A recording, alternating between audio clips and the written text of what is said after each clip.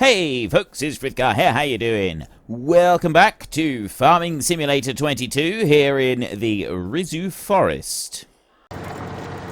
You can't pull someone out of that just with a few quick words, and all that you're going to do is, if you say something like that, it just makes us withdraw further, because then we feel guilty for feeling like we are, and we will stop talking. And I do it because when we're in that place, logic doesn't happen. You're not going to get logic. Logic doesn't happen when you're in that point. So saying those things, it doesn't help. It actually just makes us feel worse. We're not going to tell you that it makes us feel worse. We'll smile and nod, and then we will internalize it, and that's the worst possible thing that can happen. So if you really want to help a friend who is struggling with this stuff, do not say things like, well, it could be worse, or you've got to be strong for so-and-so, because we're already trying to be strong. The most difficult decision that we've already made so far that week or that month was to come and say something to you in the first place, and now you've said we've got to be strong. And so then we're going to feel guilty. And it's always... I'm not saying this to make you feel bad. I'm saying this to help you understand what goes on in the heads of people like me when we're on a downward spiral, and why those things said with such great intentions. You wonderful people, you're trying to help someone you know and love who's struggling, and you're trying to help them in any way you can think of. That type of phrasing doesn't help, and it's something just don't say things like that. You don't need to say anything at all, really. You just need to listen. You need to just say again, I'm here for you, and I'm trying, I understand. You don't need to say anything, just listen. Just listen to the talk. And agree with them when they say that it's terrible, right? You're not there to try to fix us. You cannot fix us. We know that you can't fix us. What you're doing is you're just helping make the burden that is permanent existence slightly more easy to bear. And I know that sounds pretty dark. That does sound pretty grim, but that is the reality of it. It's not a pleasant thing. It never is. It's never going to be. But it does help. It really does help. Just having that one person there to listen to us, it really does help. Now, obviously, it's good if someone is struggling a lot, if they can get some professional help, but don't push that constantly. Don't push that too much, because they already know that, and the professional help that is available is not always instantly available. It may have to wait a while in order to be able to access that help, and in the meantime, if the person you've gone to just to reach out, just to grasp hold of just for a moment, then says, oh, you shouldn't be talking to me, you should go and talk to a professional, again, best of intentions, because you're worried that something might go wrong, that you might say the wrong thing, you might miss something. The wait time, most places around the world, in order to get that help that we might need or want, it can be quite considerable. Sometimes you do have to wait a long time to be able to see someone, and even then, it doesn't always help. Even the help that's there is not always the best thing. I wasn't actually going to do all of this ploughing, but now I've gotten carried away, so we'll finish up this bit. So all I'm asking is that if you do go through it, talk to someone. If you don't go through it, but someone you know does go through it, and they come to you and they open up and they start talking to you, don't condemn them for it. Don't try to fix them. Don't offer lots of advice, because that advice is already stuff that they've run through their own heads and it doesn't work. just listen. That's all you got to do, is just listen. Just be that ear that they can talk into. And sometimes that's all we need. That really does genuinely make a difference. If we can share those issues that we've got in our heads, it can actually just sort of help to drop that burden a little bit. And you'd be amazed at how much different that can make a person feel. And that then helps balance our heads out. But because every single case of depression is different, it's always like there is no set cure. So it's a delicate thing, and this is one of the reasons that a lot of people don't like talking about it. They don't like to discuss it in any way, because there's so many different ways of dealing with it. There's so many different ways that people respond to it, and so on. It makes it tricky to it's not tricky, it's impossible. There is no one-size-fits-all cure. There's no cure, there's no treatment that is going to be a one-size-fits-all. It's just every single person is different and whatever works. And you kind of just got to run with that, essentially. You do whatever you can. So, yeah, that's my TED Talk on depression for today. I'm going to leave it at that. Some of you also say that you like me talking about ADHD. Well, that's a whole different kettle of fish. Some people have all of the above, the depression I was talking about, and the ADHD and stuff like that. ADHD does not necessarily mean that you're bouncing off the walls. Alright? Not necessarily. Sometimes it is, sometimes it isn't. And there's all kinds of different ways that it can manifest. For me, I have it, and I find it difficult to focus for long periods of time. I also find it practically impossible to focus and do something if I don't find it personally interesting. If I'm not finding it interesting, trying to get myself to focus on it and concentrate on it and actually do something with it is a very uphill struggle. So if I'm really not getting into doing an editing session, I don't particularly like editing at the best of times, and that for me is a real struggle, and I gotta try anything and everything I can to get me to help with that one. The upside of ADHD is that when I do focus on something, I focus on it. My entire being, every fiber of my soul is focused on that one thing. That becomes my whole existence, my reason for living. And it does make it a little bit difficult to, try to look at a big picture or anything like that, but quite frankly, it doesn't really matter at the time to someone who has ADHD. It's like, yeah, well, we don't care about the big picture. The big picture can wait. Right now, we've got this medium-sized picture right in front of us, and that is everything that matters in life. And if you can use that, because I hear of people being just written off, oh, he's got ADHD, give him some drugs, and then don't worry about it. And again, drugs work for some people, they don't work for other people. I like ADHD because I can use that focus to focus on things in my life and work on just those things. And that's basically what I've done with YouTube since I started. I get my focus onto YouTube, and because I love gaming and I really love this job anyway, apart from the editing bit, that's the struggle. That's the uphill struggle. It does make a difference. You find these things to focus on, and then you can focus on them. Unfortunately, with ADHD, it's not necessarily that I lose interest, and I'm not... Now, again, don't take this as blanket statements. This is not blanket statements. This is... Everyone is different, and this is how it works for me. The downside of ADHD is that I focus on one thing pretty exclusively.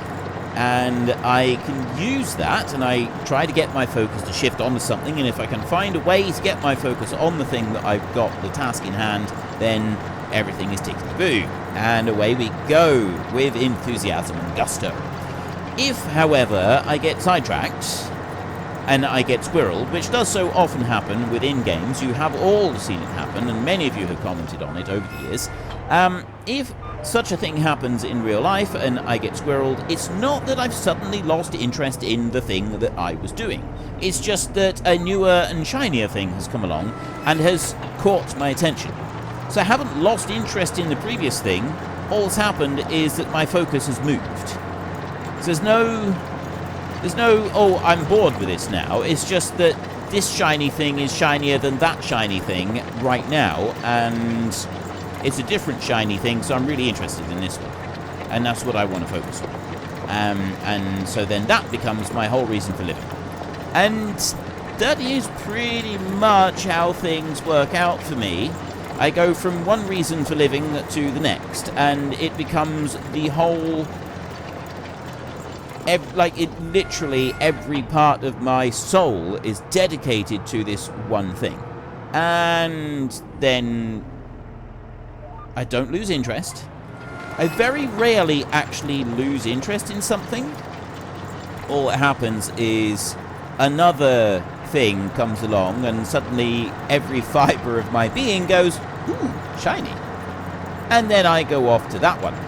And that's it. So I haven't actually lost interest. I've just been sidetracked. And yeah, it happens very, very easily. If I'm having a conversation with someone, I can be sitting in and we can just be having a walk. We can be walking along and I can be talking to someone and I will see something. I will see a leaf with a funny colour on it, and I will completely block out the person I'm talking to, and everything about me is now only interested in this leaf, and I'm looking at this leaf and I'm wondering about this leaf and I'm thinking about what would make it go the two colours that it is, and I'm investigating the leaf, and this person is talking to me and I'm completely and utterly ignoring them. And it's not that I don't like you, person. It's not that I don't like you, close friend that I'm walking along with, or wife, or, you know, whatever. Because, yeah, I do it, Sen, a lot. A lot. And it's not that, you know, suddenly I've lost interest in her or the person I'm talking to. It's that this thing has suddenly grabbed my attention. And that's it. And those people that know me best realise that there's nothing actually... meant by it. It does get frustrating at times. It gets particularly frustrating for Sen. She will sometimes smack me in the head and say focus. But yeah, there's no malice. I don't mean anything bad by it. I'm not ignoring a person because I'm ignoring a person. Right, let's turn that one off. Okay, we've done the whole field, which took us about half an hour. So what are we looking at? About an episode. That's not bad. Well, we got a field all ploughed. I'm not gonna. Oh, actually, I'll tell you what. We could try and do the stone picking around the edge. I want to see if that works, because then we've got rid of all the stones, and then we don't need to worry about the stones anymore. We're gonna take this one back. I don't know whether I want to put it in the yard or if I put it up here by the cattle for now. I think we'll actually put this. We'll keep this one up by the cattle for now, and we'll go this side. We'll bring it... I'm going to put it down the bottom here. That's where we're going to store it. We need to clean it. We need to clean it. Let's just do this a minute. I love that mod. Oh, that is fantastic. Okay, so we'll bring you back in over here. Like this. And this one's going to park up there. That's nicely out of the way, and it's not going to cause anybody any problems. So that's just going to drop there. And then we're going to go and get the stone picker-upper, and we'll see if we need to turn the stones on in order for me to pick up the stones or not. I'm hoping that we don't need to. I can just go around the outside edge and grab those, and then we'll call it a day, and then tomorrow we will be wanting to deal with our cattle, and then also sell the furniture. So let's go to there, drop that down. So yeah, the ADHD is someone you know has got that, and you feel like they've suddenly just dropped you because they no longer find you interesting. Pretty much guarantee that's not the case. I mean, I'll tell someone no, I don't do that. I'm bored with that. Not everybody's quite as blunt as I am, but that's for other reasons. But yeah, so mental health, mental problems that people have, just general life that is, I believe these days we're called neurodivergence, I believe is the term that everybody uses these days. We're no longer different. We're no longer strange, peculiar, odd, although I actually prefer just being odd. Or strange, or peculiar, whichever. You call me whatever you like, as long as you don't call me late for dinner. Oh no!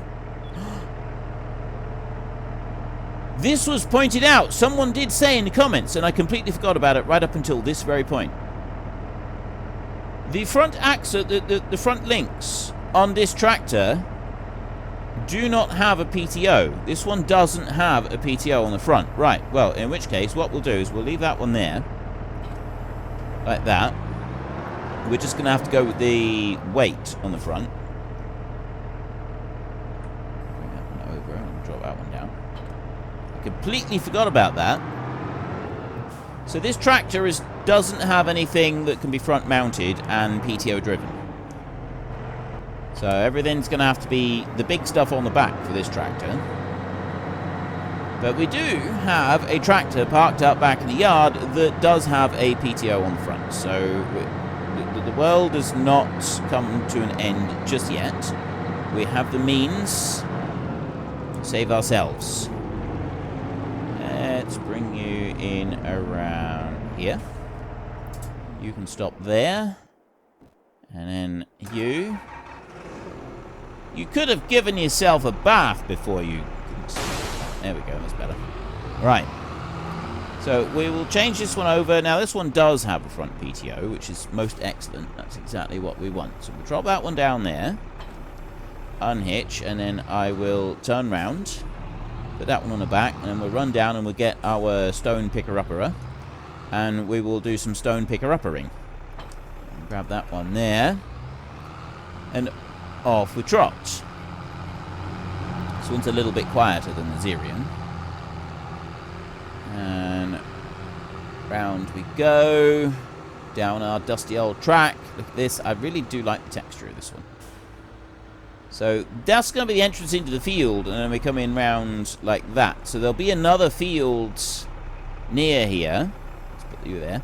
And so there'll be another field there, and the track's sort of going to go between the two. So I'm not sure what we're going to use to separate them out. There we go. Now it works. And we don't need to turn on the stone in order to be able to pick up this bit of stone that we've got here. Now, how quickly we're going to be able to do this, I don't really know, because it just depends on how many times I've got to go around the field. I'm hoping twice round will be enough to gather up all these stones. And because we've turned stones off, they won't actually do any mechanical damage to our tractor now. But I would like to pick them all up anyway, because there's none here. There's a few over there. I want to pick them all up anyway, because otherwise they're just going to really irritate me as we go on round, and I don't want that. That's the bit that's gonna hurt. We will... Yeah. Once I've picked up these, we'll leave it for today. Ooh, when do we need to plant the barley? Let's have a look. Have a look at that. Barley planting August and September. So we'll try and get that planted in August. We've done everything else. It's already cultivated out and everything. Fertilizer on here. This is the one series where I'm not focusing on just having organic crops. Ooh, we've got bushes down here. I do need to take care of those. So let's do that in a minute. Landscaping, painting there. And then switch that one. Get that a little bit bigger. Right, this is what we want. So I'm going to bring this one over here. Just enough to remove the bushes that are near the edges of the fields. That's all I'm after here on this bit. I'm not going to bother putting grass in this either, because the other crop that we've got I don't think we need to worry about it. I just want to get rid of these few bits here. Like that. So I've got a little bit of a gap back from the edges. And there's another bit there. It's just making sure that we've got these shrubs close enough to the edge. There. These couple of plants here I'm going to get rid of. Because those ferns, they're kind of like sticking in a bit more. Some of these patches here as well. So it's actually the lower stuff like that, it doesn't actually matter. It's the shrubs mostly. Those are the ones that are going to cause problems for a combine. Combine comes past, those are the ones that would actually cause any problems. And I don't like the idea of having nettles here. So I'll get rid of these nettles as well. Now, we could go and plant this with grass, or we could just get a mower and run around the outside edge with a mower. And that would take care of things rather nicely. I'm going to go up through here. Just remove that line. And then I will put some plants in on this bit.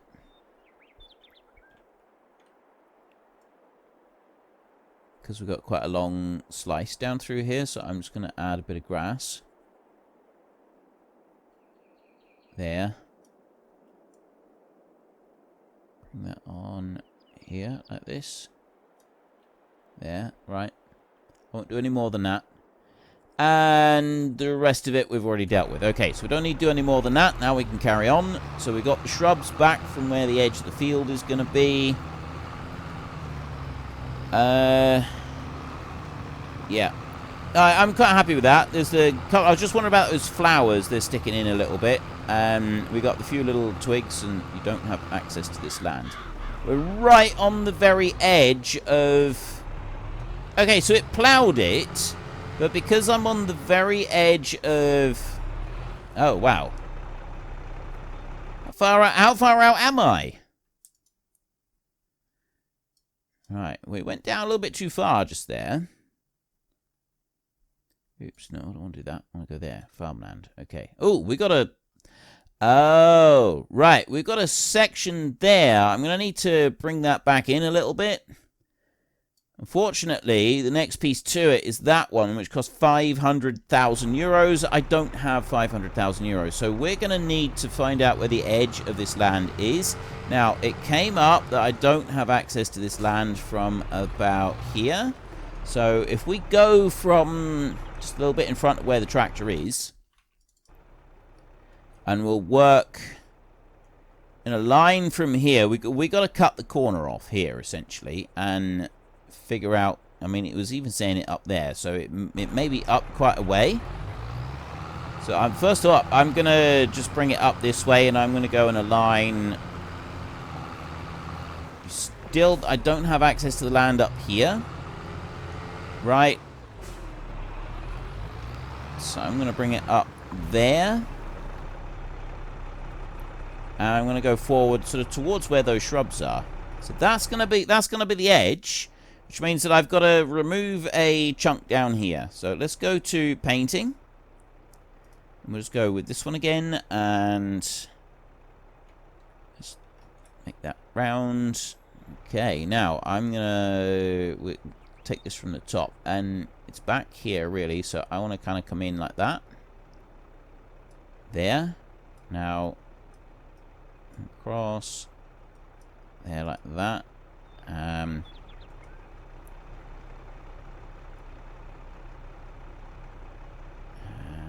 here like this,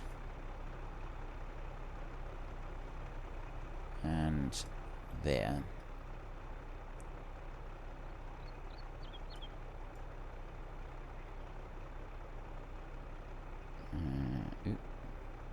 Okay, I don't actually want to break in on those bits. That's just now going to really irritate me. So I'm going to very, very slowly... There you go! It went in!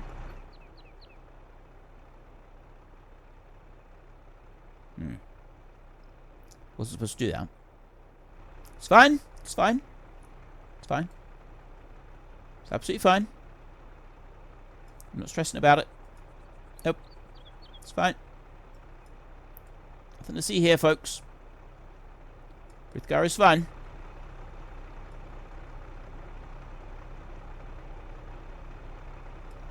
All good. Everything is fine. Nothing to see here. Happens again. Frithgar is going to get very upset. There we go.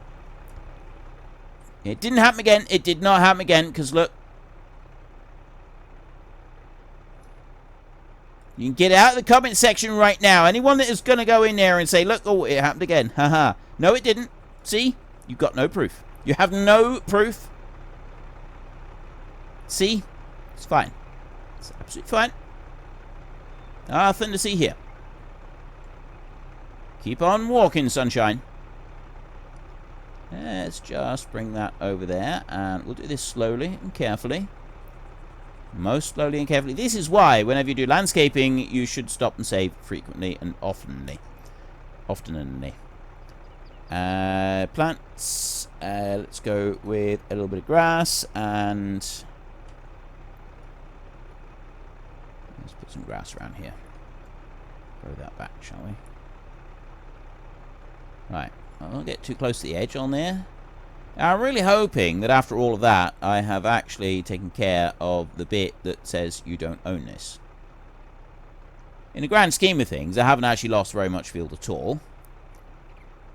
I mean, technically I haven't lost any field because it wasn't our field to begin with. We overstepped our bounds. Essentially what happened, and our neighbour has been very forgiving and has agreed not to sue us, provided we restore the damage that we did, because he is not so callous as to go and plough up everything and turn it into large fields.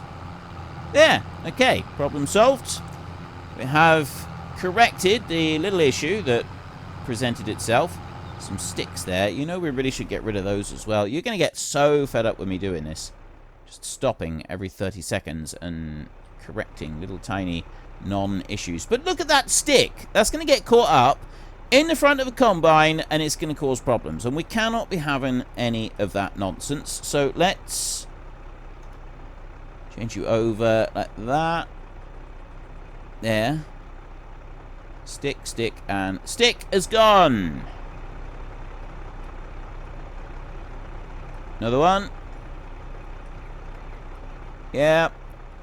Look at these. This is no good. We can't be having these so close to the edge of the field. It's just going to end up causing problems.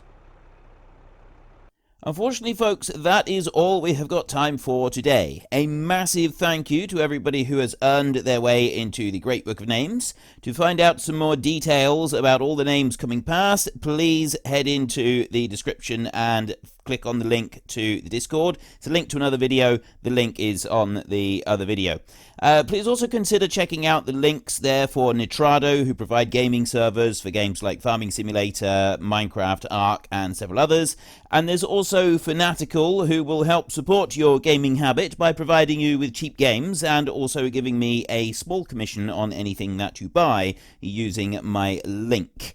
If you've enjoyed this particular video, then please head down below and give us a like. And if you really enjoyed it, then please tell your friends all about me. Get them to come and watch as well. That would be awesome. And until next time, thank you very much for watching. This is Frithgar. Goodbye, and see you later.